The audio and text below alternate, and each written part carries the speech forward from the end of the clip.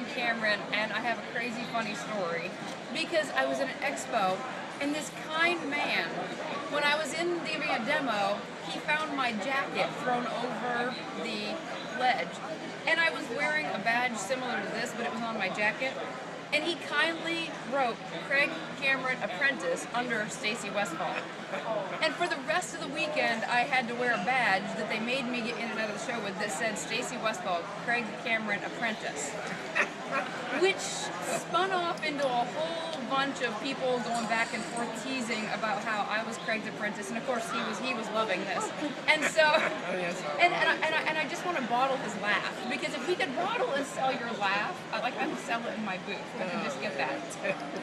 But at the end of the expo, the tables it just snowballed, and the tables got turned because somebody out there decided that Craig, I don't know how it even got to this, but they decided we should all meet at his booth Sunday morning. And they were going to do this pop quiz and make him be the preacher on Sunday morning. So we get there, and he walks in with no idea, and there's, 30 or 40 people all sitting around waiting for him to come. And he walks in, and they say, "We're waiting for you to preach a sermon." And he proceeds to talk for 20 minutes and blew our mind. And we were just like, that completely backfired. He was awesome. And so if you could just, I know it's a poem and it's super long, but if you could just, with your lovely voice, I love how you sound, you just sound like classic cowboy. If you could just, a few lines, just to give a flavor. Well, I'll give you the corner, just a little corner about cowboys and horses and life in general, but that was a fun week, and again, I always have fun with you guys. I always, again, admire your horsemanship each and every time, but the poem sort of starts out like this. It's called the Bronco Peeler's Prayer, and it goes a little bit like this. Just a little graveyard on the rolling foothill plains, bleached by sun and summer, swept by winter snows and rains. There are a little group of settlers gathered on an autumn day around a homemade lumber coffin, their last respects to pay.